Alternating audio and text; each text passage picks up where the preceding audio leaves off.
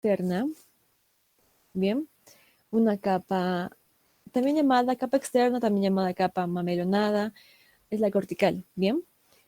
También tenemos la capa intermedia, que es una capa gruesa transparente, y una capa interna o vitelina, que es desde afuera hacia adentro, ¿verdad?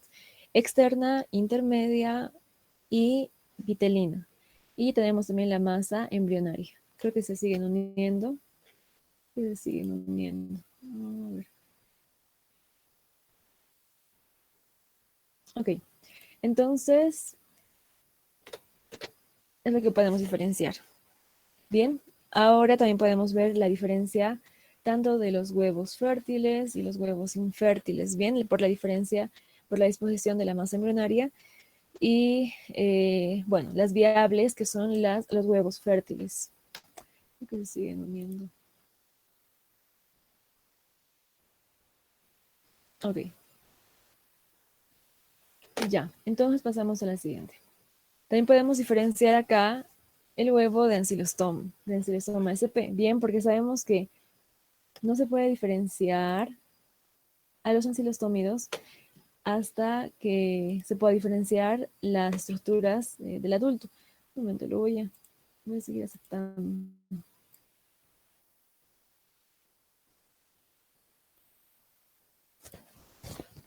Ok, bien, entonces podemos diferenciar ahí al huevo de ancilostómido, ¿bien? Que tendrá una forma ovoidea, una membrana externa hialina que es delgada, como podrán ver, que es refringente. También podemos ver de 4 a 8 blastómeras, ¿bien?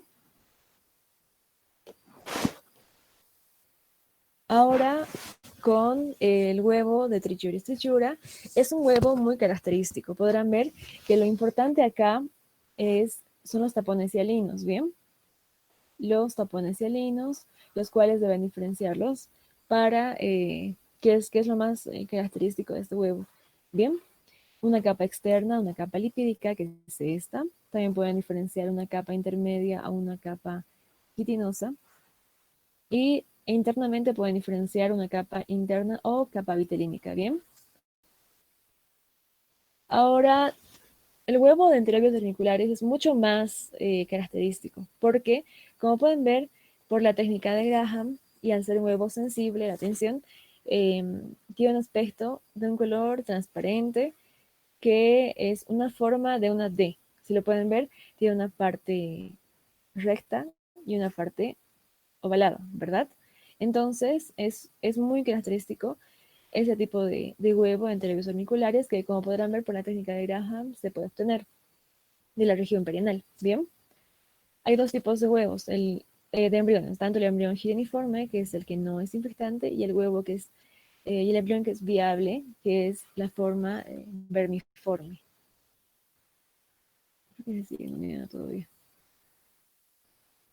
Ya,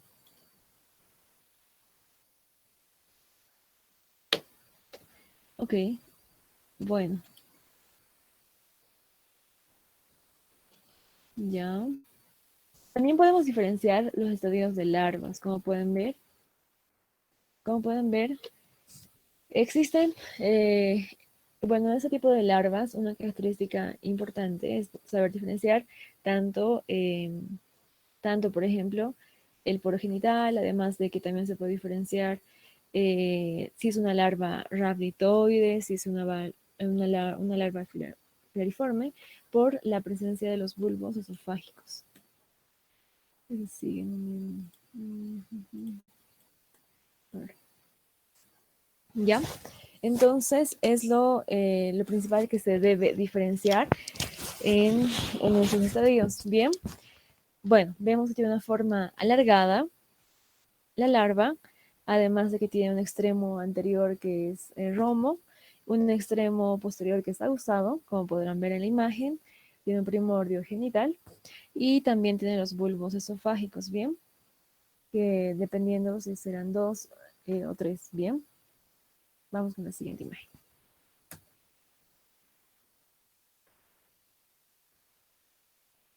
Ya, aquí pueden ver el primordio genital.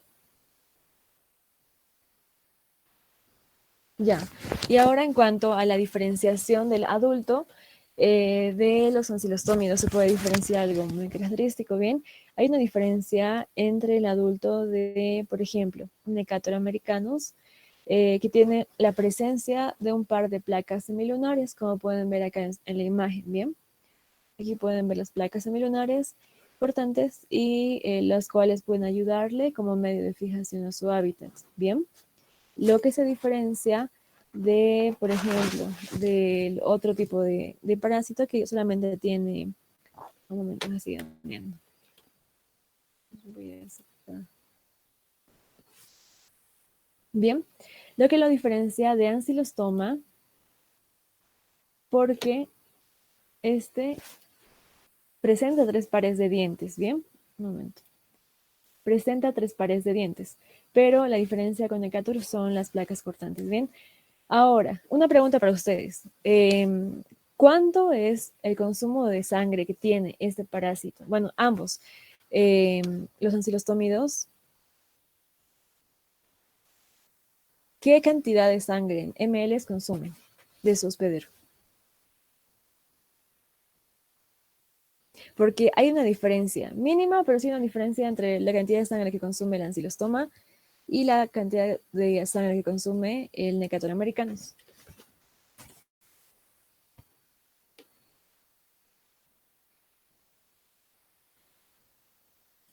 ¿Cuánto creen que sea?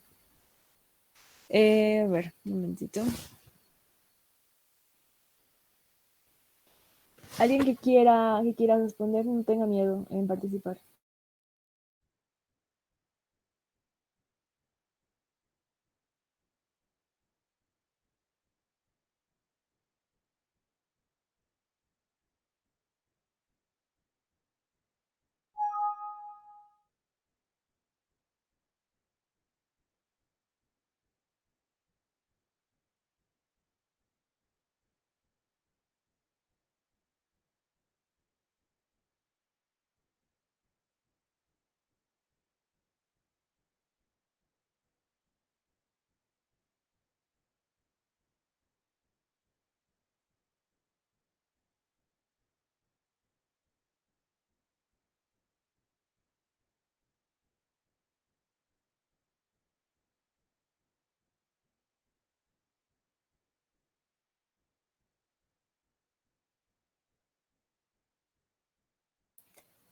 Chicos, alguno que tenga, bueno, que quiera participar, ¿cuánto de sangre consume? Por ejemplo, en ancilostoma y cuánto Necator americanus. Ya, me parece que han respondido en el chat, lo voy a ver.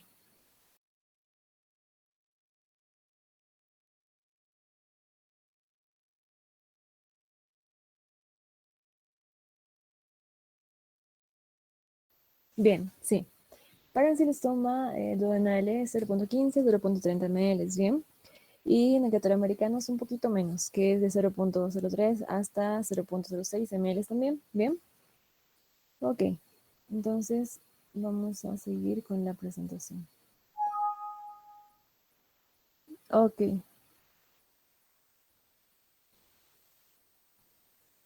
chicos, ya dieron su primer parcial escrito y práctico, ¿no?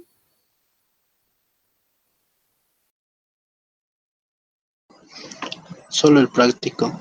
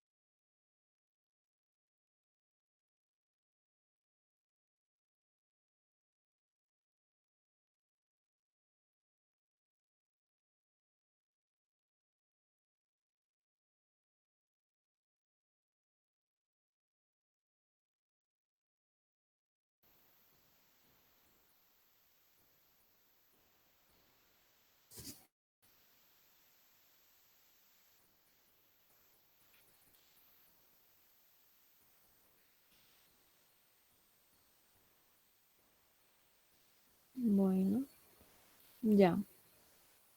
Ok, entonces continuando con la presentación, vamos a seguir conociendo estructuras morfológicas. Por ejemplo, ahora tienen en su pantalla al adulto de Trichiura, ¿bien? Deben tener presente que este parásito tiene una forma de un chicote, de un látigo, ¿bien? Entonces, lo que deben hacer para diferenciar a este parásito en su etapa adulta es diferenciar esta forma característica y, bueno, los dos tercios anteriores del cuerpo que son delgados, como podrán ver, bien, un extremo anterior que es en forma de estilete, que le sirve a este parásito para poder invadir el tejido, invadir a su hábitat, bien, y también podemos diferenciar en la parte posterior una espícula que está protegida en una vaina, además de los estiocitos, que son los que segregan enzimas proteolíticas, que es importante. Bien, la diferenciación también en el adulto de Trichuris trichura en macho y hembra. Bien, podrán diferenciar que el adulto de macho tiene una incurvación protegiendo, por ejemplo, los órganos reproductores masculinos, y en el caso de Trichura hembra es de forma recta, no tiene esta incurvación. Bien, bien. La siguiente, ahora sí podemos diferenciar también a los adultos de enterobios vermiculares, que está mucho mejor escrito en esta diapositiva. Bien, por ejemplo, ahora sí, podrán ver lo que deben reconocer acá es la forma de este parásito, que tiene una cola en una forma acusada. Por eso también se llama oxiuro y se llama la enfermedad enterodiasis o oxiuriasis. Bien, ok. Entonces también podrán diferenciar la asa cefálica y de igual manera la diferenciación tanto en macho y hembra es por el tamaño. Como podrán ver en este momento, el adulto de, bueno, hembra es mucho más grande. Y en la forma macroscópica también tendrá un color blanco grisáceo.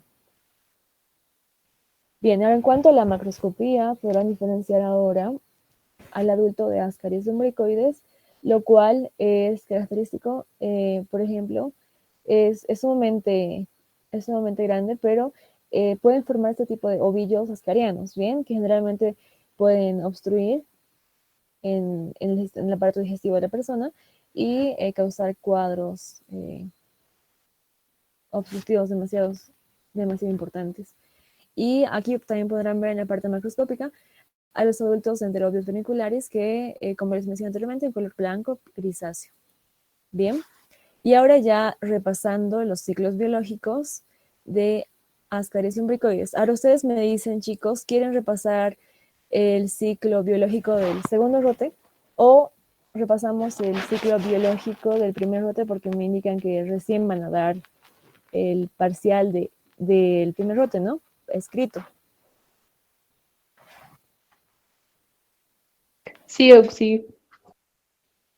Ya, entonces repasamos de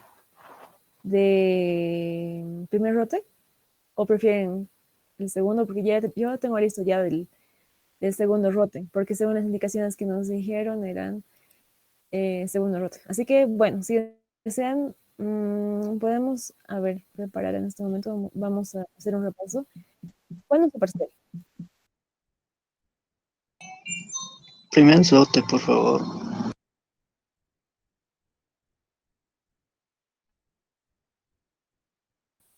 Ya, ya, bien. ¿Cuándo es su parcial, chicos? Oh, sí, el parcial es el día Entonces, domingo. Este domingo que viene.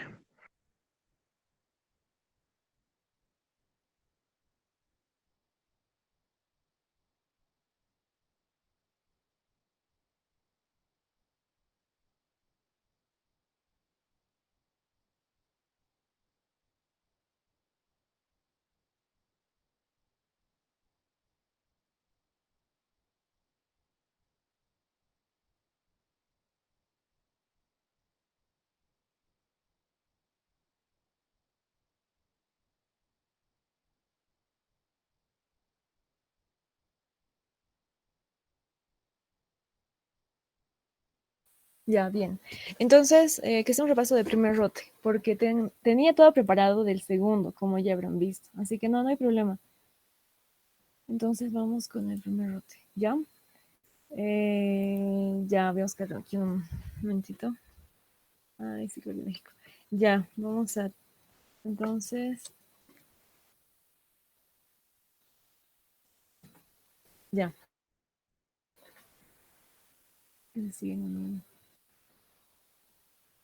bien, entonces empezamos con teniosis.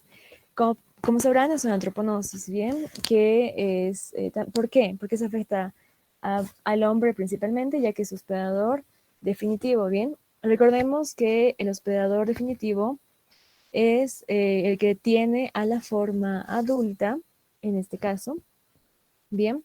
Y el hospedador intermediario el que tiene las formas inmaduras, ¿bien? Entonces, vayamos con ese tema. Ahorita lo busco. Ya, bien.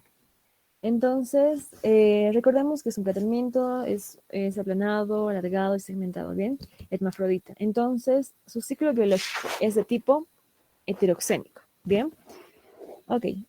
¿Cuáles son sus hospedadores? El hospedador definitivo y el hospedador intermediario. No tengan miedo en Del activar su complejo micrófono. teniosis, del complejo Sí, teniosis sería, su hospedador definitivo sería el hombre y el hospedador intermediario, los cerdos, igual el término. ya, bien. Sí, el hospedador definitivo es el humano, ¿verdad? Y el hospedador intermediario depende de si hablamos, por ejemplo, de Tenia solium, será el cerdo, y si hablamos de Tenia saginata, el ganado vacuno. ¿Bien? No, vacuno. Bien. Ahora, ¿cómo empieza este ciclo biológico? ¿Ok? Bueno, el hombre tiene al parásito adulto en su intestino delgado, ¿verdad? Porque es su hábitat. Ahora sí, ya. Es su hábitat. ¿Bien? Ok. Y entonces el adulto libera, ¿qué? Huevos, ¿verdad? Y esos huevos son eliminados por las heces y existe de esa manera el fecalismo. ¿Bien? Entonces, ¿cómo existe fecalismo? Bueno, se libera al medio ambiente y ¿qué pasa ahí? Los cerdos o el ganado se van a alimentar, van a consumir, van a comer este huevo, ¿verdad? Como hay, por ejemplo, incluso de heces fecales. ¿Y cuál es el estadio? Es huevo, larva, adulto, ¿verdad? Son las tres etapas. Bien, entonces, vamos a descargar. Ya, entonces, ¿qué va a pasar? El huevo que ha consumido ese animal se va a convertir ¿en qué? En larva, ¿verdad? Y bien, esa larva tiene nombres característicos dependiendo a la especie. ¿Cuáles son? Por ejemplo, la larva en el caso de Taenia solium, ¿cómo se llama? Thysicercus cerulosae, ¿verdad? Perfecto, en el cerdo. Ahora, ¿cómo se llama esta larva en el caso de Taenia saginata? Cysticercus bovis. Ya, bien. Cysticercus bovis. Ok, ya. Ok, entonces, esta larva, ¿en dónde se va a encontrar? Para que vayamos analizando.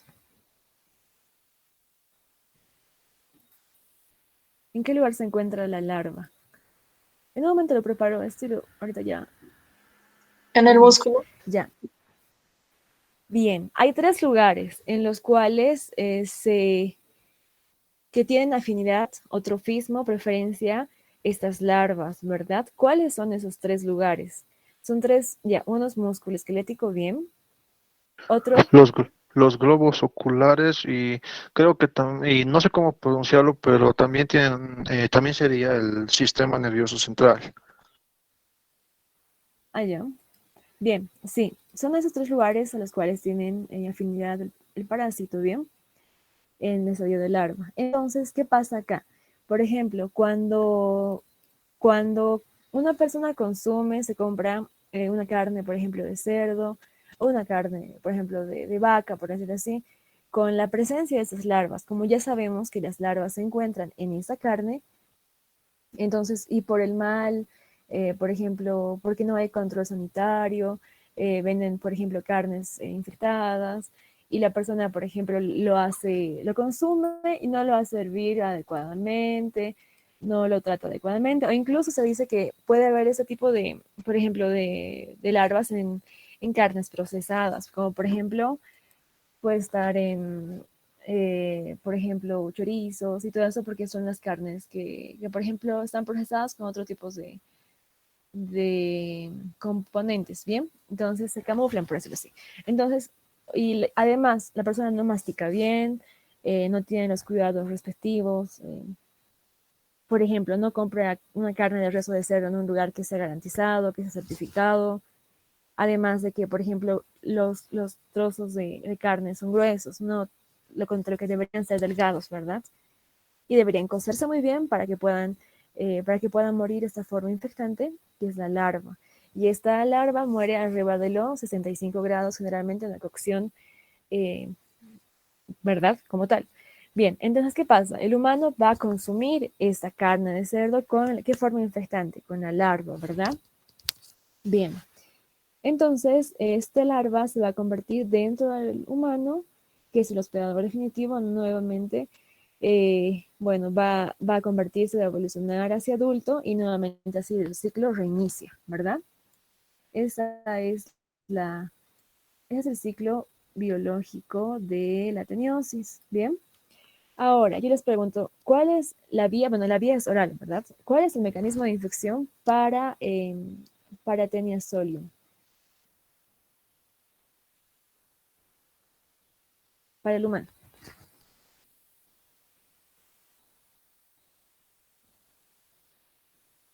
Será la ingesta. Sería Adelante, la, no te cambio. sería la ingesta de carne insuficientemente cocida, contaminadas con larvas de cisticercos, celulosa en este caso. Ya, sí. La ingesta de carne porcina que está insuficientemente cocida, infectada con cisticercocelulosa. Bien. Y ahora, ¿cuál es el mecanismo de infección para Tenia saginata?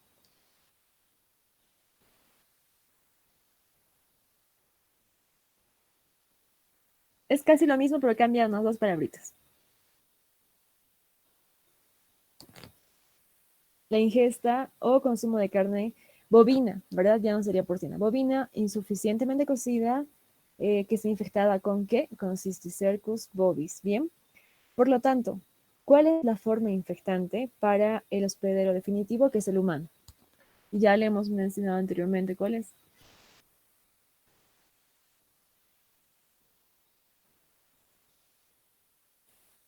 El cisticerco, la larva. Sí, bien. Es, el, es la larva, ¿verdad? Tanto Cysticercus cerelosae en Taenia solium y para Taenia saginata, Cysticercus bovis. Bien. También, ahora, ¿cuál es el mecanismo o la forma infectante para el hospedero intermediario, para los animales? Retrocedan uno antes. Serían los, Los serían, huevos. Bien, los huevos. Bien. Entonces, es uno antes del que ha ingresado al organismo, ¿verdad? Por ejemplo, en el caso de el humano es la larva. Bueno, es la larva, sí, porque tiene hospedador definitivo en su organismo. Bien, ya. Ahora, ya eso en cuanto al ciclo biológico de teniosis. ¿Cuáles son los mecanismos de infección? ¿Habrá heteroinfección? Sí, ¿verdad? Ahora, ¿habrá autoinfección externa e interna? No, Sí. no, sí, porque heteroinfección sí hay. autoinfección externa creo que sí puede haber, debido al famoso mecanismo de ano, mano, boca, pero lo que no me queda claro es si existe una autoinfección interna. Va a disculpar, estoy muy nervioso. Ya no hay problema, chicos. Bueno, si hay una heteroinfección, ¿ya?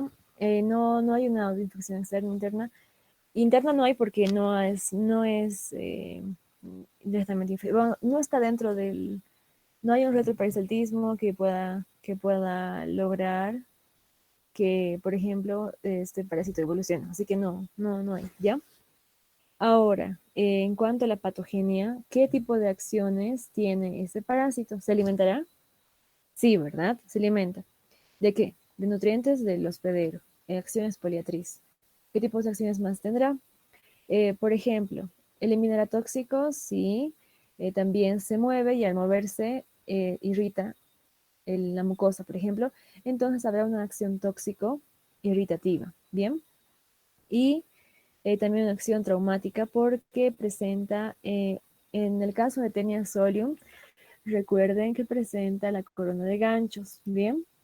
Entonces sí habrá una acción traumática eh, para poder llegar a su hábitat, ¿bien? Ya.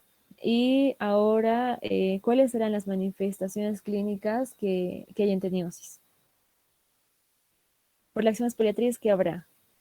Alteración del apetito. Entonces habrá disminución del peso, porque el parásito se está alimentando de los nutrientes del hospedero, ¿verdad? Habrá también desnutrición moderada, habrá mareo, sí, también puede haber sueño, disminución de la capacidad cognitiva, una astenia. ¿Y qué más habrá? Dolor abdominal, sí, también puede haber estreñimiento, diarrea que es lo más frecuente, y pruritonal también puede haber, ¿ya? Esto. Y ahora, ¿cómo creen que se puede identificar o diagnosticar con un examen directo a este tipo de parásito?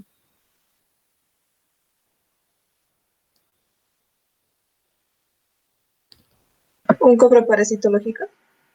Ya, sí. Primeramente, un coprológico macroscópico, si, digamos, queremos ver, si vemos proglótides, bien, proglótides grávidas, se podrán diferenciar, por ejemplo, al examen macroscópico, un coprológico macroscópico. Y ahora también nos sirve el coproparasitológico con la técnica de Ricci también para los huevos de tenia, bien. Y también se ha escrito que se puede utilizar el test o la técnica, la prueba de Graham, para tenia saginata, ¿bien? Para diferenciar las proglótidas que están en el margen anal, para tenia saginata, ¿bien? También hay exámenes de LISA, de IFI, pero que no son específicos. Bueno, hay reacciones cruzadas, porque también hay otros tipos de parásitos, otros planteamientos, y por eso puede detectar, por ejemplo, antígenos similares, entonces no es tan efectivo, ¿bien? ¿Cuál es el mecanismo de control para esta parasitosis? Control a nivel general. Profilaxis, recuerden que la P de profilaxis, que es de individual o personal. Bien, la P de personal, profilaxis. ¿Cuáles creen que sean las medidas de control primero para evitar esta parasitosis? Podría ser la educación a la población, pero especificar, eso sí no sabría qué decirle, pero sí sé que comienza con educación a la población. Evitar el consumo de carne insuficientemente cocida, ya sea de cerdo o de vaca, tanto para Taenia solium o saginata. Ya, bien. Bien, la educación es algo que siempre está en la mayoría de los partidos o en todas casi, ¿verdad? Que esté la educación a la población, educar, informarnos. Bien, también que se pueda eliminar mataderos clandestinos, que no sean certificados, que también haya una crianza de animales, tanto de cerdos eh, o también de vacas, que sean en lugares, por ejemplo, estabulados, en lugares en granjas. También que se pueda desparasitar a la población masivamente con praziquantel o con niclosamida también. ¿Y qué más habrá? Como dijimos que el fecalismo interfiere bastante para la transmisión de la enfermedad, también debemos evitar el fecalismo mediante, por ejemplo, dotar letrinas, mediante pozos sépticos, ¿verdad? A la población. Entonces, debemos evitar el fecalismo principalmente en esta parasitosis, ¿bien? ¿Y cuáles son las medidas de profilaxis que son personales para evitar esa parasitosis?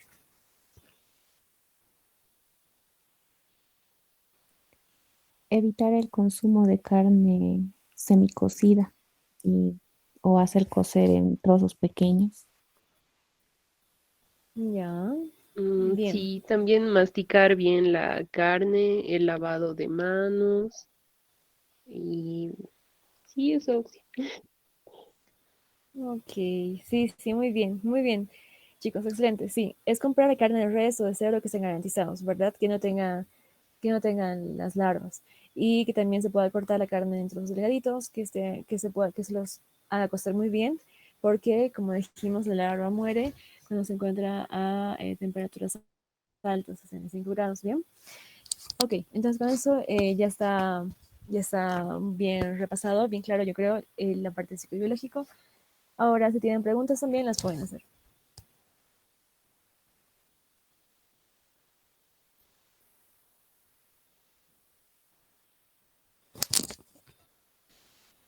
Pasamos con cisticercosis.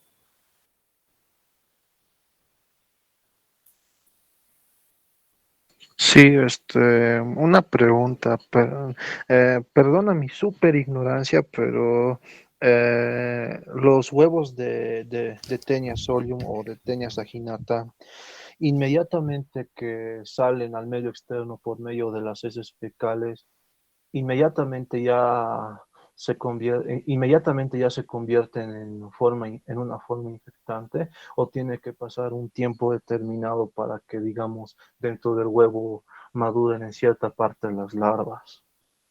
Perdona mi ignorancia, perdona. No, Esa no, es no, mi no hay duda. problema, no hay problema, chicos, no se preocupen, no, no se preocupen. Eh, no se preocupen, tranquilos. Eh, bueno, tienen que salir evidentemente los huevos, ¿verdad? Hacia el medio externo. Entonces, bueno, tiene que pasar algún tiempo, pero por lo tanto no hay infección interna, así que por eso bueno, se describe la heteroinfección como tal, ¿bien? Pero no hay problema, así que no pueden preguntar nomás, no sé, no, no tengan problemas, no tengan miedo ni nada, así que no, no, tranquilos, ¿bien? Ya, en el caso de cisticercosis vamos con el agente etiológico. ¿Cuál es? Cysticercus cerulosae, ¿bien? Que es el caso de los cerdos, que es en el caso de Taenia solium. Ahora sí ya vamos con esto para avanzar un poquito más rápido. Ya, ¿cuál es el mecanismo, bueno, cuál es el ciclo biológico de este parásito? Bueno, la ingesta primero es por vía oral, ¿verdad? Sí se puede consumir mediante el consumo de ingesta de alimentos contaminados con huevos. Ahora el agente o la forma infectante, bueno, la forma infectante son los huevos de Taenia sp, ¿bien? En todo caso huevos de circosideo lo sabe, pero no se puede diferenciar en la tapa de huevos, ¿saben? ¿Verdad eso? Ya, entonces, ¿qué mecanismos habrá aquí? Hay autoinfección interna, autoinfección externa y heteroinfección. Aquí sí hay los tres mecanismos, ¿ya? Entonces, el hospedero definitivo, que es el humano, va a albergar al adulto, ¿verdad? En todo el caso de Taenia solium. Y bueno, va a tener, por ejemplo, una infección, una heteroinfección, porque va a haber alimentos contaminados con huevos de Taenia solium y que pueden ser transportados por moscas, por vectores mecánicos, e incluso el agua que consumen pueden ser infectados, ¿verdad? Bien. Ahora, hay autoinfección externa porque el parásito, por ejemplo, va a desprender proglótides y con huevos dentro de los proglótides, ¿verdad? Proglótides grávidas. Y estos al salir al exterior, bueno, el hospedero va a manipularlo, por ejemplo, con los alimentos por mecanismo mano-mano-boca, va a consumirlos y se va a volver a infectar el huevo, por el huevo, ¿verdad? Bien. Ahora, también, por ejemplo, la autoinfección interna, también hay un retroperistaltismo, en este caso puede existir, y por eso en los jugos gástricos van a dar libertad. Como hablamos del huevo como forma infectante aquí, el huevo, el huevo va a liberar a qué? Que está dentro del huevo es el embrión exacanto, ¿verdad? Y esto va a llegar al intestino, se va a transportar nuevamente y va a reiniciar, bueno, va a tener trofismo a los tres órganos que dijimos anteriormente, el músculo esquelético, sistema nervioso central y globo ocular, y nuevamente se convierte en larva, ¿ya? Entonces, aquí sí hay los tres tipos de infección. Ahora, entonces, ¿cómo se considera al hombre? ¿Qué tipo de hospedadores en este caso?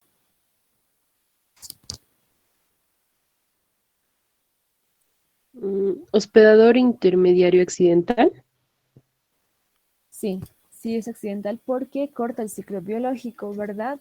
No hay, por ejemplo, no da progresión al ciclo porque no hay una persona que, bueno, o sea, en sí sería un poco, digamos, la forma infectante, o sea, bueno, sería un poco diferente, bueno, pensar que, que alguien, o sea, consume animales, no otras cosas, ¿ya? Entonces eso es lo principal. Bien, ahora, ya, ¿qué tipos de acciones tendrá este tipo de, ese parásito en la patogenia?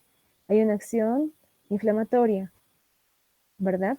Porque se encuentra, por ejemplo, eh, al, con la sola presencia del parásito, ya sea en el sistema nervioso central, y por ejemplo, por su presencia va a haber una reacción inflamatoria y incluso puede generar fibrosis, bien, y también hay una acción de tipo mecánica compresiva o obstructiva que principalmente se da cuando se encuentra en el conducto, por ejemplo, acueductos de Silvio, lugares donde circula el líquido cefalorraquídeo. Entonces habrá una hipertensión endocraniana, ¿bien?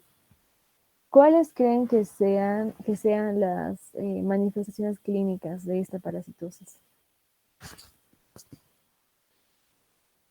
¿Con qué se presentará un paciente que tenga cisticercosis? Con epilepsias, creo que es el síntoma más evidente y cefalea intensa. Ya, sí, bien. Sí, hay dos síndromes, ¿verdad? Síndrome convulsivo y síndrome demencial. Ahora, mucho depende, pero, por ejemplo, de si es que hay muchos, por ejemplo, muchos, digamos, eh, estadios evolutivos, larvares, por decirlo así, en cerebro, o el número, mucho también depende de la localización, mucho depende del estadio en el que se encuentren, para que puedan generar síntomas graves, leves, o que pase como asintomático también, ¿bien? Por ejemplo, en el caso del síndrome convulsivo que hablamos, está dado principalmente por las formas vesiculares y calcificadas, ¿bien? Puede dar, como dijimos, si se encuentra en el paso del líquido cefalorraquídeo, una hidrocefalia, ¿verdad? Y también, por lo tanto, habrá una hipertensión, por ejemplo, endocraniana, y habrá también cefalea crónica, que es lo más importante en este caso, ¿bien? La cefalea crónica, que es importante, y también puede haber agudeza visual, una alteración en la agudeza visual si se encuentra, por ejemplo, a nivel ocular, pero diferenciémoslo del síndrome demencial, ¿bien? También se dice que ese parásito, bueno, esa parasitosis es frecuente en los casos psiquiátricos. ¿Por qué? Porque también va a alterar, va a lesionar el sistema nervioso central, puede tener psicosis, un delirio incluso, y una esquizofrenia también, ¿ya? Habrán entonces desórdenes mentales. Hay dos tipos de síndromes, convulsivo y demencial, ¿bien? Ok. Ok, entonces, ¿cuáles son los mecanismos de profilaxis de esa parasitosis?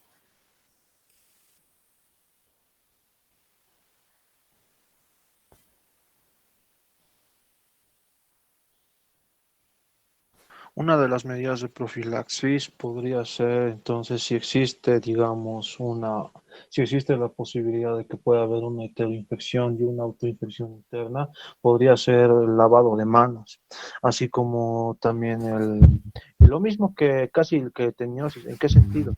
En el sentido de comprar alimentos crudos de lugares garantizados.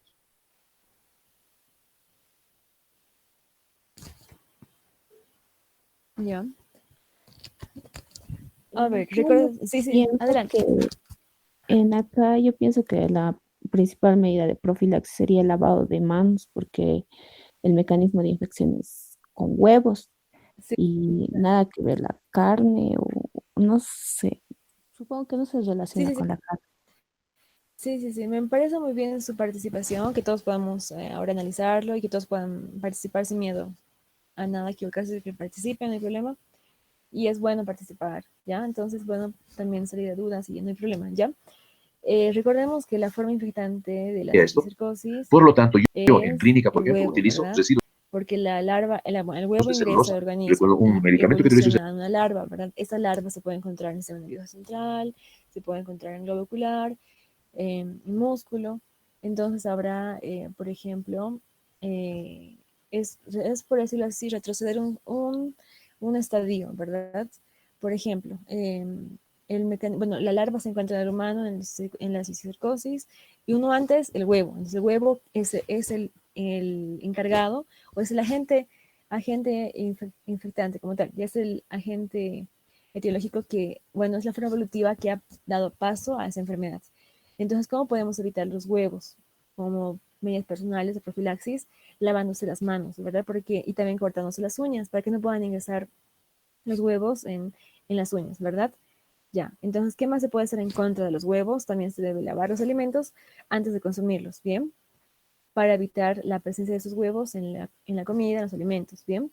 También cubrir, por ejemplo, alimentos, ¿sí? Para que no existan moscas que puedan transportar esos huevos también, al cubrirlo de vectores mecánicos, ¿ya? Y eso principalmente y una buena manipulación de los alimentos, ¿bien? Ahora, en el control, ¿cuáles creen que son las medidas de control para la cisticercosis?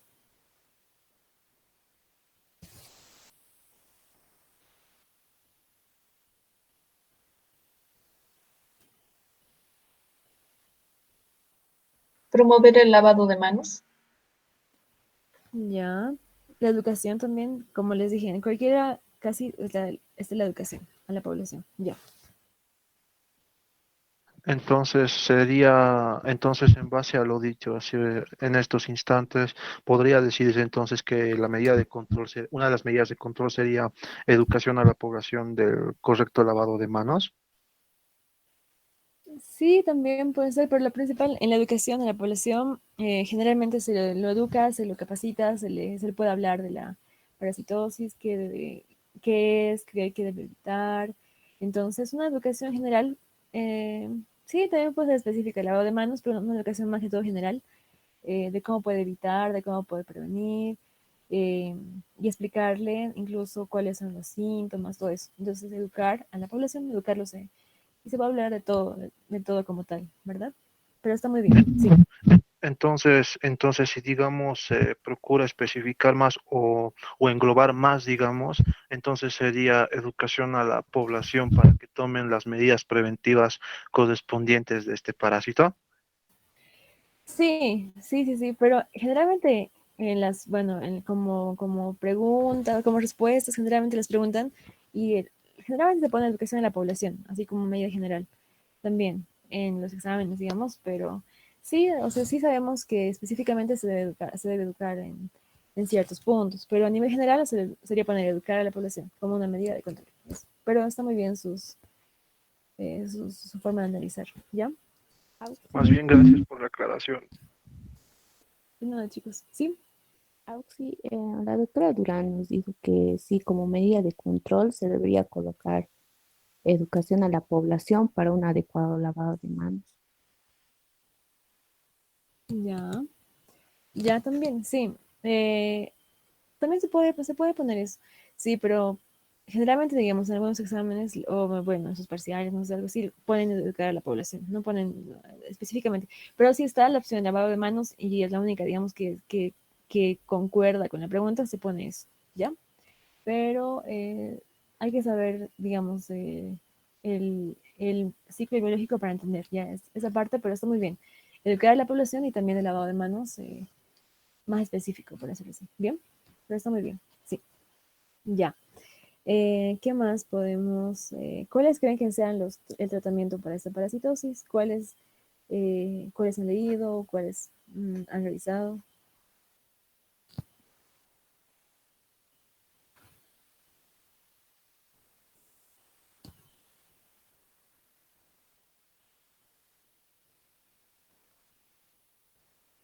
Puede ser albendazol, praziquantel en formas vesiculares, sí. También, como hay inflamación, tiene una acción inflamatoria ese parásito, también se dan corticoides para poder desinflamar, por ejemplo, si hay una hipertensión intracraniana, anticonvulsivantes si es que existe un cuadro convulsivo, y también puede haber cirugía si es que hay en casos en los cuales hay una obstrucción en el paso del líquido cefalorraquídeo, Bien, eso principalmente. Y ahora, algo importante, no te a ver, una imagen, ya. Hasta ahí creo que está todo bien. Vayamos con la hidatidosis, ya que igualmente es sumamente importante y interesante, ¿ya? Ahora, en la hidatidosis debemos recordar que es una zoonosis, ¿ya? Y también hay 3 estadios: larva, adulto, huevo, ¿bien? ¿Cuál es el parásito involucrado acá? Echinococcus granulosus, ¿ya? Y bueno, este parásito, bueno, si ese parásito va a tener como hospedero definitivo a quién y como hospedero intermediario a quién.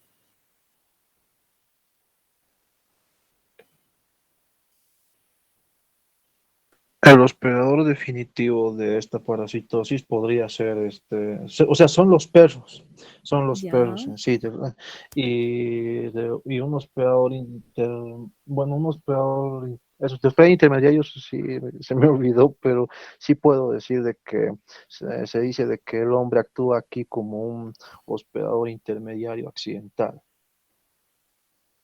bien, sí. El hospedero definitivo es el perro, ¿verdad? Bien, y los humanos pueden ser hospederos intermedios accidentales y otros tipos de animales también, pero a ver, vayamos iniciando con el ciclo. ¿Qué tipo de ciclo es? Es un ciclo heteroxénico. ¿Por qué? Porque necesita de más de un organismo, ¿verdad? Necesita por lo menos de 2 especies, entonces sí es heteroxénico, ¿ya? ¿Cómo inicia este ciclo? Un momento, aquí voy a buscar una imagen. A ver, sí. Ya. ¿Cómo inicia, cómo inicia este ciclo biológico? Bien, por ejemplo, si tenemos el caso de que, por ejemplo, haya un perro infectado, un perro con el adulto en el intestino delgado, porque dijimos que el mecanismo, bueno, el hospedero definitivo es el perro, ¿ya? Entonces, este perro con el adulto en su intestino delgado de echinococos granulosos va a liberar huevos, ¿verdad? Mediante heces fecales, fecalismo. Y entonces, el ganado, los animales, como hospederos intermediarios, van a alimentarse, por ejemplo, de pasto, ¿bien? Por ejemplo, una vaquita, una llama, animales, ¿verdad? Que van a alimentarse, ahora sí. Pueden ver la imagen, ¿no, chicos? Ya. Entonces, el perro elimina bueno, tiene aquí en su intestino, tiene al adulto, este va a eliminar huevos y, por ejemplo, las ovejitas, todos los animales van a alimentarse de esos huevos, ¿bien? Son hospederos intermediarios. Y como se alimentan de pasto que contiene huevo, por ejemplo, pueden tener huevos ahí, ingieren este huevo. Y este huevo va a migrar, va a ir por sus vías sanguíneas a sus órganos, tanto de hígado, también puede ser pulmón, y se va a convertir en larva, ¿verdad? Que es conocida como hidátido, ¿ya? Y bueno, los perros van a ser alimentados, van a comer esas vísceras. Por ejemplo, cuando hace faenación, se faena, ¿verdad? O sea, por ejemplo, de una llamita, de una oveja. Entonces, usualmente las personas le dan, bueno, le dan esta carne cruda al perro para que se lo coma, para no desperdiciarlo. Bueno, piensan, digamos que están alimentándolos, ¿verdad? Pero no saben que les están haciendo daño porque este hígado y este pulmón está infectado, ¿verdad? Tiene la hidratina. Entonces, este perro que va a comer esta forma infectante y nuevamente la larva va a evolucionar ¿a qué? A la siguiente etapa, que es el adulto. Y nuevamente el ciclo va a reiniciar, ¿verdad?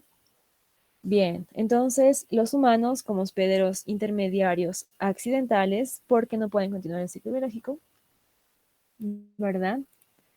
Bien, entonces son hospederos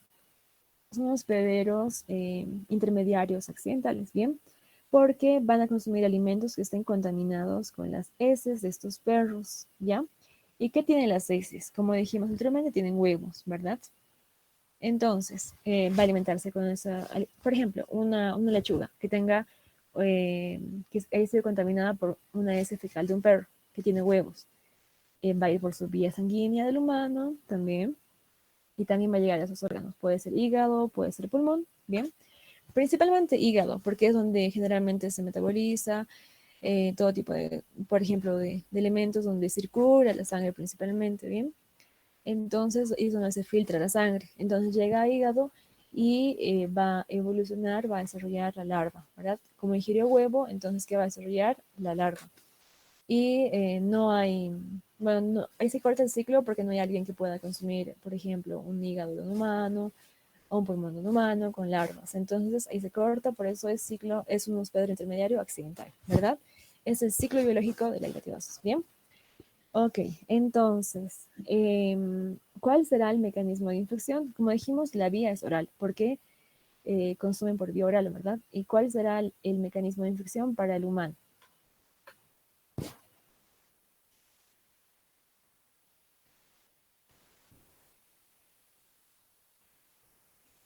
Puede ser la ingesta de vegetales crudos contaminados con huevos de equinococos granulosos.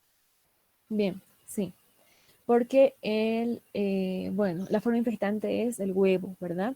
Entonces, un humano va a alimentarse con alimentos contaminados con los huevitos, con los huevos de echinococos granulosos, ¿bien? Ya. Ahora, también hay dos tipos, por ejemplo, puede haber hidatidosis primaria o secundaria, ¿ya? Por ejemplo, primaria, cuando consuma este huevo y se implanta la larva, después de haberse consumido este huevo, ¿ya? Y también puede haber hidatidosis secundaria, y esto se debe a que el humano, por ejemplo, con ya la presencia de un quiste hidatídico, eh, por ejemplo, digamos en hígado o en pulmón, que se rompe, ¿ya? Entonces se rompe y ¿qué va a liberar? Este quiste hidatídico fértil va a liberar proteoscólices y esto va a formar nuevamente otros quistes, nuevos quistes, ¿ya? Entonces hay dos tipos de hidatidosis, primaria por el huevo y secundaria por la rotura o la ruptura del quiste hidatídico fértil, ¿ya? Bien, entonces, ¿cuál es la forma infectante? Para el humano dijimos que es el huevo de echinococos granulosos, ¿ya? También lo mismo será para el hospedero intermediario habitual, que es el ganado, que se alimenta de pastizales con huevos, ¿verdad? Pero es el huevo de echinococos granulosos también. Ahora, ¿cuál es el mecanismo? Bueno, la forma infectante para el hospedero definitivo, que es el perrito, u otros canes, por ejemplo. Será la larva, ¿verdad? La hidátida, porque el perro tiene la forma adulta en su intestino. Uno antes, ¿cuál es? La larva. Entonces, esa ha sido la forma infectante, ¿ya? Bien. Esto en cuanto a hidatidosis. ¿Y cuáles son la patogenia? ¿Qué tipo de acciones tiene este parásito? Una acción mecánica habrá, sí, porque la presencia de esa hidátide, ya sea en el hígado, ya sea en el pulmón, va a producir una acción mecánica, ¿ya? Entonces va a comprimir, por ejemplo, ya si afuera en pulmones puede comprimir bronquios. Y también si es que se encuentra en hígado puede comprimir también vías biliares, ¿ya? Acción mecánica.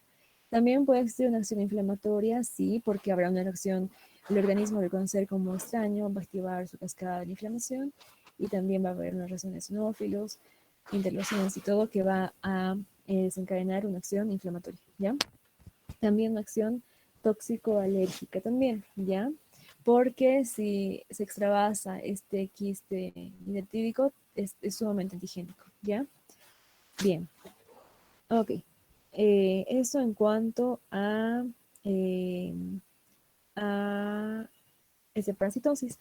Ahora, ¿qué más podemos hablar de esto? A ver, ¿qué manifestaciones clínicas presenta? ¿Puede haber casos asintomáticos? Sí, puede haber, pero cuando ya hay síntomas, depende mucho también del lugar en el cual se encuentran, ¿verdad? La hidátide o la larva como tal. Por ejemplo, en los pulmones, si se encuentra la larva o la hidátide en los pulmones, ¿qué habrá? Una tos, sí habrá también una expectoración, mucha tos, disnea, dificultad para respirar por la compresión que existe. También, si es que, por ejemplo, se rompe ese quiste a nivel de bronquios, puede haber vómica y también puede incluso haber hemoptisis, ¿ya? Y si se encuentra en el hígado, por ejemplo, también depende al lugar, la ubicación, se va a palpar, se va a palpar esta tumoración, esta masa, que va a ser indoloro y a veces puede también causar dolores de tipo cólico, ¿ya? Un cólico También puede haber intolerancia a alimentos grasos, incluso puede haber urticaria, que es un síntoma común. Y también, si es que, por ejemplo, se rompe el quiste, puede dar un shock anafiláctico, lo cual es importante, ¿ya? Bien. También puede encontrarse, por ejemplo, otros tipos de localización, aparte que son menos frecuentes, sí, puede haber en riñón, puede haber en páncreas, en músculos, en corazón, ya, en vaso. Bien, esto, ¿y cuál es el diagnóstico, el método diagnóstico para esa parasitosis?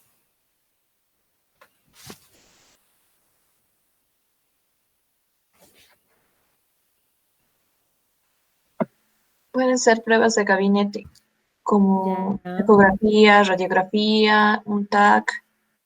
También pueden existir, bueno, se pueden usar las pruebas serológicas, como el ELISA y otros. ya. Sí, bien. Por ejemplo, si es que encontramos si digamos un paciente viene con vómica, entonces lo que debemos hacer es analizar esa vómica, ver al microscopio si existe ganchos, si vesículas prolígeras, si existe restos de membrana, entonces con eso se puede ver también. Y también pruebas de gabinete, así como bien lo mencionaba anteriormente su compañera.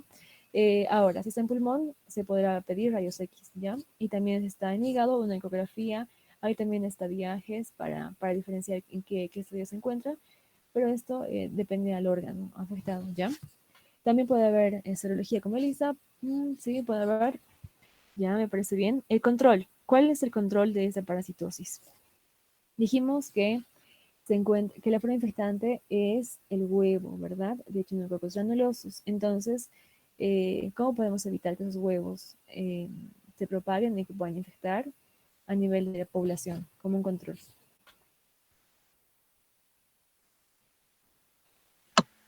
Campañas de desparasitación masiva. A los perros. Ya, Mm, Tratar de que en los mataderos no se eliminen o boten las vísceras, así, o se las den a los perros para evitar que más perros se parasiten de echinococosis. ya. Bien, entonces, ¿qué será lo que corta el ciclo de transmisión? Que no se alimente a los perros con vísceras infectadas, ¿verdad?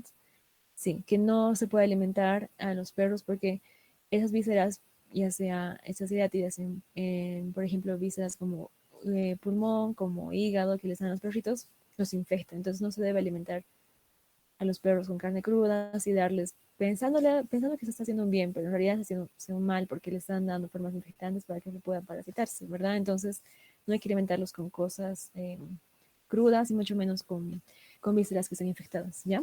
Bien. También se debe, por ejemplo, evitar que el ganado tenga contacto con estas heces o con los huevos de los canes, ¿ya? Los perros.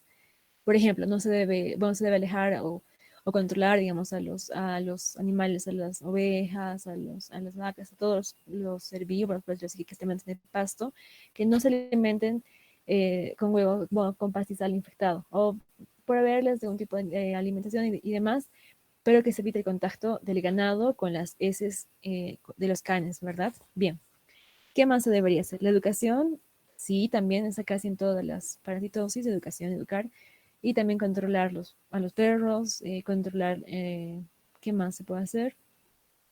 Por ejemplo, también se puede desparasitar a los perros masivamente, sí, también con praziquantel, ¿ya?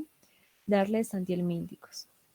Y usualmente se debe hacer eso cada mes a los perritos, ¿no? Pero eso es igualmente muy importante. ¿Cuáles son las medidas de profilaxis personales para evitar la parasitosis? Evitando, ahora estamos en contra de quién, del huevo, ¿verdad? Entonces, ¿cuáles son las medidas de profilaxis? Lavarse las manos después de un contacto directo con las mascotas, ya que los huevos que podrían estar en la región perianal, el mismo perro podría moverlos al resto de su pelaje con su lengua. Sí, muy bien. Sí, sí, sí, sí. Sí, que se pueda lavar las manos la persona, si es que, por ejemplo, ha jugado con su perro, lo acariciado. Entonces debe lavarse muy bien las manos, las uñitas, todo, porque bueno, se ven que los perritos igualmente se pueden, digamos, lamer, por decir así, la región perianal y demás. Entonces hay que evitar todo esto con un adecuado aseo de manos, un lavado de manos y también, ¿qué más se puede hacer? Se debe lavar las frutas y verduras también antes de consumirlas porque no sabemos si han sido, por ejemplo, si una lechuga ha sido regada con agua limpia o no. Sí, también se debe lavar muy bien las frutas y verduras, que son crudas principalmente. También, ¿qué más se debe hacer? Evitando al huevo, entonces también se debe proteger alimentos de los estudios mecánicos, porque la mosca puede bien haberse parado, por ejemplo, en una heces fecal de un perro con huevos de echinococos granulosos, entonces va la mosca a un pan, digamos, y se para ahí, entonces ya está infectado, ¿verdad? Ya. También se debe cuidar a los perros, se los debe bañar, se los debe desparasitar, hacerles un control veterinario adecuado, ¿ya? Bien. Ok, hasta aquí creo que está bien. Con esta parasitosis. Tal vez chicos aquí tuvieran alguna pregunta.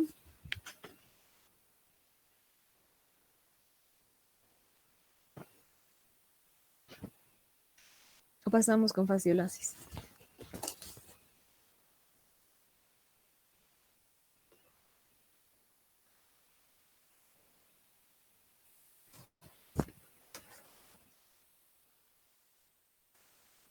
¿Una pregunta o pasamos chicos con la siguiente parasitosis? Que, a ver, no mentira, imagen si buscan. No mentira, ya. Ahora, a ver, si hablamos de la fasciolasis, ya, vamos a, bueno, tener en cuenta que es un tremato, ¿ya? Que es un tratamiento, es un trematodo que se encuentra principalmente en lugares, en lugares endémicos en La Paz. ¿Cuáles son las provincias específicas de La Paz en las cuales se puede encontrar? Un hemotécnico, ¿ya? LOIM, bueno, o LOMI si quiere. Los Andes de Los Puno, Andes. ¿ya? ¿Qué más? Los Andes, De, Somasuyo, Murillo, Ingavi. bien, sí. LOMI, o si quieren LOIM, LOMI, ¿ya? Esos 4 lugares endémicos, ¿ya? Ahora, bien, ese parásito es un parásito tremátodo, es por lo tanto aplanado, es no segmentado y es hermafrodita, ¿ya? Entonces, ¿es una zoonosis? Sí. Tiene estadios evolutivos, huevo, después le siguen miracidios, procistos, cercaria, metacercaria, la forma juvenil o el adulto, ¿ya? Bien. Ahora, vayamos con el ciclo biológico, ¿ya? Bien, es un ciclo biológico heteroxénico, ¿ya? Heteroxénico y ¿cuál es el hospedero definitivo y cuál será el hospedero intermediario? Muy interesante. Primero el definitivo. ¿Cuál es el hospedero definitivo en esa parasitosis? Mamíferos, como ganado vacuno, porcino, camélidos, así muchos mamíferos, incluyendo al hombre. Y el hospedador intermediario van a ser los caracoles o de término, ay, perdón, de género Limnaea, y en Bolivia Limnaea truncatula, si no me equivoco. Sí, bien, muy bien. El hospedero definitivo es el hombre o los animales herbívoros, ¿verdad? El hospedero intermediario es la galba truncatula o Limnaea truncatula. Bien, entonces vayamos con el ciclo biológico nuevamente. Ya, bien.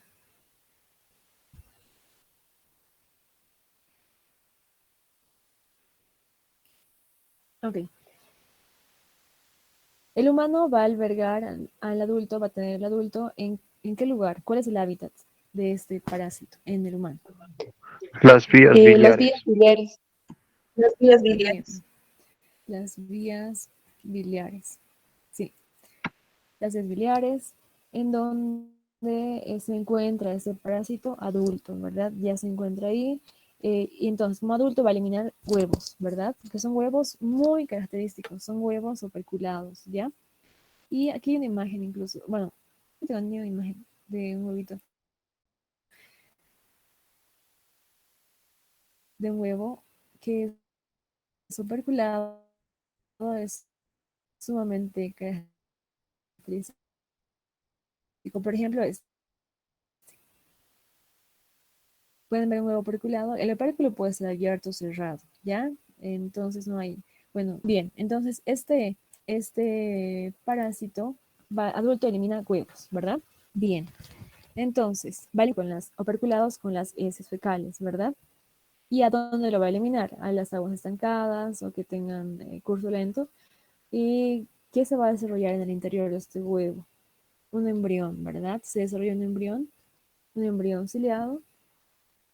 Sí, que se llama, ¿cómo se llama? Chicos, se llama miracidio. Mira, sí, Bien, sí, se forma el miracidio. Y este miracidio va a dejar ese huevo, sale de este huevo, ¿ya? ¿Por, por dónde va a salir? Por el opérculo. Entonces sale y va a buscar a su hospedero intermediario, que es Liminaria truncatura, ¿ya? Bueno, lo busca aproximadamente en 8 horas, va a atravesar la cutícula de este parásito, principalmente por las antenitas, puede ser, ya, entonces va a perder los cilios al ingresar a este, ya, entonces como pierde los cilios pasa de ser miracidio a ser esporocisto o esporoquiste, ya. Bien, entonces dentro de su hospedero intermediario. Ahora, va a migrar al hepatopáncreas de ese hospedero intermediario. Va a migrar ahí y va a tener las redias, ¿ya? Que son 4 generaciones de redias. La uno y la 2, ¿ya? Las 3 que son bipotenciales, ¿bien? Que van a dar nuevamente redias cercarias. Y también el tipo 4 de redias, que es unipotencial porque solamente van a dar cercarias, ¿ya? Y bueno, ahora, ¿qué va a pasar? Esas cercarias con una cola, bueno, esas cercarias, por ejemplo, que están acá, van a abandonar el molusco, ¿ya? Lo dejan el molusco, salen de Limnaria truncatura, ¿ya? Por el tubo digestivo, y entonces van a llegar al agua, ¿ya? Y van a perder su colita. Entonces ya se convierten en ¿qué? Se convierten en cercarias. metacercarias, ¿verdad?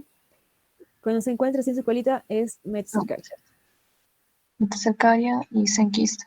Sí. La metacercaria es la forma infectante para quién? Para el hospedero definitivo que son los mamíferos, ¿verdad? Entonces, esta metacercaria va a adherirse tanto, por ejemplo, a vegetales acuáticos y, o bueno, sí, principalmente en el agua. ¿Y qué va a pasar ahí después? Van a ingerirse como, por ejemplo, vegetales crudos o con agua contaminada se lo ingiere contaminado y va a desarrollar en el humano, por ejemplo, consume un berro, digamos, que esté con la forma infectante de metacercaria, lo come crudo, por ejemplo, un humano, entonces ya se infecta. Y va a pasar a ser una forma juvenil. Pasa de metacercaria a forma juvenil y va a atravesar el intestino, la pared intestinal de este humano, ¿ya? Atraviesa la pared intestinal de este humano y va a pasar a la cavidad abdominal y también va a atravesar la cápsula de Gleason, del hígado, quiere decir, la cápsula del parénquima también, y va a alcanzar vías biliares y nuevamente ahí se desarrolla el adulto, ¿verdad? Y nuevamente el adulto va a eliminar ¿qué? Va a eliminar formas infectantes, bueno, va a eliminar huevos y nuevamente va a reiniciarse todo el ciclo biológico, ¿ya? Ok, entonces, a ver, ¿cuál es el mecanismo de infección de esta parasitosis para el hombre? O para también mamíferos, herbívoros, ¿cuál será? La Ingesta de ingesta de agua agua. contaminada o vegetales acuáticos crudos que van a estar contaminados con metacercarias. Bien, sí, por vía oral, bien.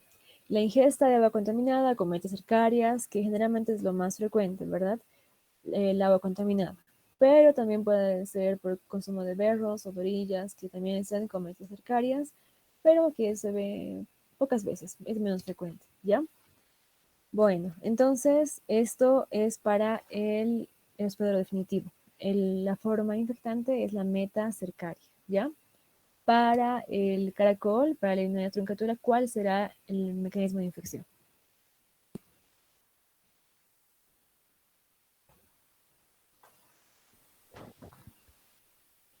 Penetración activa. ¿Ya? Bien, sí. Penetración activa facilitada del miracidio por la cutícula, ¿ya? De este molusco, de Limnaea, ¿ya? Va a penetrar activamente el miracidio, va a ingresar por la cutícula y va, como dijimos anteriormente, ¿no? Va a desarrollar las diferentes formas, esporocistos, esporoquistes, cercarias y esto dentro del parásito, dentro de los intermediarios, dentro del molusco, ¿ya? Dentro de Galbatruncatul, ya. Ahora, si les pregunto, ¿la especificidad de especie para el hospedero definitivo es alta o baja? Baja. Sí, sí, perfecto, es baja. Es baja porque puede parasitar, bueno, puede tener como hospedero intermediario el humano, también puede tener por ejemplo, a un herbívoro, puede ser una oveja, otro tipo de animal, ¿verdad? Una vaca que se alimente con agua contaminada o con plantas contaminadas también. Bien. ¿Y la especificidad de especie para el hospedero intermediario será alta o será baja? Va a ser alta. Sí, sí es alta porque tiene solamente al género Limnaea, ¿verdad? En este caso, Limnaea truncatula como hospedero intermediario. Bien. Ok, entonces, ¿cuál es la patogenia? Tiene dos fases. Ya una fase invasiva, que es cuando está ingresando la megacercaria como tal, digamos, al cuerpo humano, al organismo como tal, y genera una serie de acciones, ya, el parásito, en la forma invasiva o aguda. Por ejemplo, una acción histolítica habrá, sí. ¿Qué tipo de acciones más hay en la fase invasiva o en la fase aguda? Acción proinflamatoria e inmunoalergénica.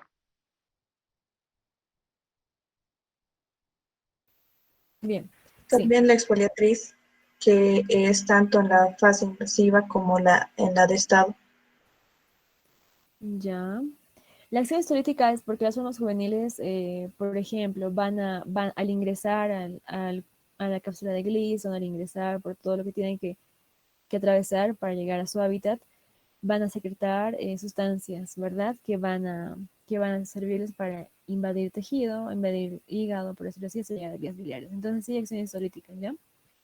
Una acción proinflamatoria también, por la inflamación que ocurre como tal, por la presencia de este parásito y por su invasión, ¿ya? Una acción inmunológica también, por el incremento de los eosinófilos, y lo más importante que es en esta parasitosis es mayor al 50%, ¿ya? Es mucha, muy elevado, ¿ya? También ahora, en la fase de estado crónica hay también una acción, bueno, hay una acción eh, mecánica, traumática y exfoliatriz, ¿ya? Por ejemplo, en el caso de una acción traumática, porque este parásito presenta en su espinas laterales en su parte dorsal, ¿verdad? Del adulto. Tengo, creo que, no sé, no sé, lo puse, pero presenta espinas en la parte dorsal, ¿ya? Del adulto. Entonces, con esas espinas van a lesionar, entonces va a haber una acción traumática, ¿bien? También una acción mecánica porque, por ejemplo, si es que hay muchos parásitos, habrá una obstrucción del paso de la bilis, ¿verdad? Por el conducto biliar, también por el colédoco, entonces mucho depende igual de la cantidad de parásitos. Mecánica también habrá y también habrá una acción exfoliatriz, ya por alimentación, que se alimenta de glóbulos rojos, también se alimenta del tejido y eh, ya, entonces, tanto en la fase invasiva y en la fase de estado sí hay una acción exfoliatriz, en ambas, ¿ya? Porque tanto ya sea en su etapa juvenil o en su etapa adulta, se va a alimentar el parásito. De células tisulares también se va a alimentar de glóbulos rojos, ¿ya? Bien, entonces, ¿cuál será la manifestación clínica en la fase invasiva, en la fase aguda, en la fase en la cual está ingresando la metacercaria al organismo para poder llegar a su hábitat? En todo ese proceso, ¿cuáles serán las manifestaciones clínicas? Eosinofilia. Ya. Es hipereosinofilia, ya, muy bien, es medio al 50%. También como está invadiendo, como está ingresando por la cápsula de Gleason, está destruyendo, básicamente por razón traumática está lesionando el tejido, también habrá dolor, ¿ya? Dolor en hipocondrio derecho, en la región del hígado, ¿verdad? También habrá hepatomegalia dolorosa, se puede inflamar ese hígado, también puede haber urticaria, también puede haber, por la acción histolítica, por las acciones proinflamatorias, inmunogénicas, puede haber también eh, dermografismo y también lo que se presenta en toda infección casi, que es la náusea, que son las náuseas, los vómitos y la diarrea. También puede haber fiebre, una debilidad también puede haber. Ok, ahora, ¿cuáles son las manifestaciones clínicas en la fase de estado o en la fase crónica cuando ya se habla que el parásito se encuentra en su hábitat, en las vías biliares? Dolor tipo cólico en el hipocondrio derecho, así como también presenta un síndrome ictérico. Y el Ya, síndrome de obstrucción de vías biliares. ok. Sí, puede haber una acción, una colangitis puede haber, sí. También puede haber dolor en hipocondrio derecho, que es tipo retortijón, ¿verdad? También puede haber ictericia, sí, por acción mecánica, porque están evitando el paso de bilis por el conducto, entonces habrá un incremento de bilirrubina, y la bilirrubina puede dar una pigmentación amarillenta, una ictericia a nivel tegumentario, en la piel, en escleras, en mucosas también, ¿verdad? Bien. ¿Qué más habrá? Dijimos que este parásito se alimenta de células tisulares, también se alimenta de glóbulos rojos. Entonces puede haber anemia también, ¿ya? Y también puede haber un síndrome de obstrucción biliar. Bien. Ok. Esto es importante. ¿Cuáles son las medidas de profilaxis personales para evitar esta parasitosis? Recordemos que estamos en contra de la metacercaria, ¿verdad? Porque es la forma infectante para el humano. Entonces, ¿cuáles serán las medidas que se deben tomar para evitar infectarse con metacercarias? Evitar el consumo de agua no hervida. Y también evitar el consumo de berros y chupar totorilla. Ya, sí, sí. Sí, muy bien. Se debe, como dijimos, que lo más frecuente es que se encuentre en agua, por la ingesta de agua como mecanismo de infección más frecuente, por la ingesta de agua contaminada con metacercarias. Entonces se debe hacer hervir el agua, también se debe evitar consumir, por ejemplo, vegetales eh, acuáticos que estén crudos, como berros, torillas que estén crudos e infectados con metacercarias. También no se debe chupar, sí, como decían, los vegetales acuáticos crudos. Y usualmente esta parasitosis, bueno, se encuentra en agua salada, en agua dulce, mejor dicho. Ahora, ¿ustedes creen que haya en el lago Titicaca esta parasitosis? No, porque el lago Titicaca es un lago salado. Ya, tiene ligera salinidad, ¿verdad? Entonces no se encuentra generalmente en el lago Titicaca, pero sí puede encontrarse en sus vertientes, ¿ya? Principalmente en lugares donde haya agua dulce, ¿ya? Ok. Ya, entonces eso es importante y es sumamente interesante. Como podrán ver, es sumamente accesible o bueno, para recordar esos ciclos biológicos. Ahora, ¿qué podemos hacer, muchachos? Porque ya son las 8:30. Ajá. Ahora, lo que les podría decir es, mañana también van a dar un repaso los chicos. Bueno, hasta el día viernes vamos a dar un repaso de ciclos biológicos. Así que si desean, mañana pueden incorporarse o los siguientes días. También, ahora, creo que hemos repasado unos cuantos temitas importantes. Ahora, lo que puedo decirles es que se añada mañana, porque ahora tenemos que igualmente presentar unos documentos, unas planillas. Así que yo por mí me quedaría con gusto con ustedes, pero tenemos que hacer esa planilla. Así que espero que les haya servido el repaso, chicos. Más bien, si desean, es libre su ingreso para las siguientes sesiones igual, que vamos a dar de lunes a viernes. y también las horas se encuentran en la plataforma, en las cuales se van a dar cada día, ¿ya? Dependiendo igualmente de la disposición del tiempo de cada auxiliar. Entonces, están invitados a que puedan asistir, ¿ya? ¿Saben? Bueno, yo por mí con gusto me quedo con ustedes ahora, chicos, pero nos dijeron que tenemos que presentar hasta cierta hora nuestra planilla, así que, bueno, espero que les haya gustado el repaso y sigan repasando. Y es mucha, bueno, es más que todo análisis, ya analizar el ciclo biológico, analizar la forma infectante, ir uno atrás para ver, bueno, por ejemplo, ver cuál es el hábitat de ese parásito, ir uno atrás para ver cuál ha sido la forma infectante. Y para profilaxis, control, analizar cuál es la forma infectante para ir en contra de este estadio. Por ejemplo, digamos una metacercaria. Entonces, ¿qué debemos hacer para evitar esto? Entonces, irnos a puntos así clave específicos para poder analizar y sacar conclusiones, ya más que todo por lógica y a nivel del ciclo biológico. ¿Ya? Ok.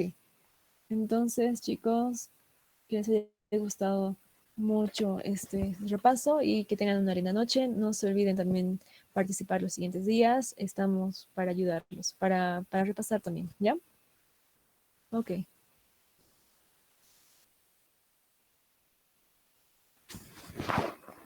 De nada, chicos. Que tengan una buena noche.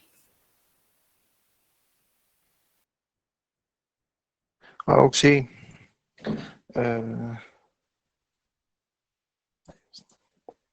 ¿Sí? Perdona mi pregunta. Esto es ajeno a la materia. No conozco muy bien o sea, el uso y manejo de esta aplicación de Google Meet. Quería preguntarte qué significa cuando, o sea, hay momentos en los que le hago clic para ingresar a la reunión y hay veces en las que me aparece por parte de la aplicación de Google Meet una parte que me dice hubo un error al unirse a la reunión. ¿Qué significa eso? Mil disculpas. Es de que lo digo porque esta tarde yo tenía clases prácticas de microbiología y cuando accedo a la hora que ellos me dicen, me aparece ese mensaje. Y causa de eso, haciendo muchos esfuerzos, pues lastimosamente no pude ingresar. Por eso quería preguntarte, por eso, como lo dije desde un principio, como lo dije al principio de esta pregunta, mi caso es algo ajeno a esta materia, pero quería preguntarte, por favor, si es que sabes el significado de la parte que dice hubo un error al unirse a la reunión, porque a veces me sale así y ya no sé cómo ingresar ya. ¿O qué significa? Ya. Ya, bueno, si tuviste ese tipo de inconvenientes, entonces puede ser que, por ejemplo, había habido un error, digamos, un error en la creación de este enlace. Por ejemplo, que alguien al crear ese enlace tuvo un inconveniente y ese enlace no es, por decirlo así, no es reconocido por los demás dispositivos. Entonces puedes hablar con la persona que creó ese enlace para decirle que hubo un error, para que pueda crear otro enlace. O si, digamos, ingresan tus demás compañeros y solamente tú no puedes ingresar, entonces puede ser un error de equipo, más que todo ya no del organizador, se puede decir, o el creador del enlace. Entonces podrías intentar ingresar, quizás si no entra por tu celular, ingresar por tu computadora o por otro dispositivo, por donde sí se pueda ingresar. Ahora, también, por ejemplo, si es que esperas mucho tiempo, también, digamos, y no te aceptan en la reunión, entonces como que rebota y tienes que volver a enviar tu solicitud nuevamente para volver a ingresar. Pero si es un error, puede ser que no lo reconozca. Entonces, puedes buscar o puedes descargar la aplicación de Play Store para entrar desde ahí, o si quieres también puedes ingresar desde tu correo, desde tu correo Gmail y ir a la opción de los 9 puntitos e ir hasta Google Meet y también puedes ingresar por ahí. Pero deberías intentar con otros dispositivos también eh, porque si es que, digamos, pueden ingresar tus demás compañeros, tú no puedes ingresar, entonces puede ser un problema de equipo. Entonces puedes intentar ver, eh, cambiar de equipo, buscar a alguien que te preste su computadora o su celular, e ingresar desde una tablet, puede ser así, pero eso principalmente. Sí, porque tal vez puede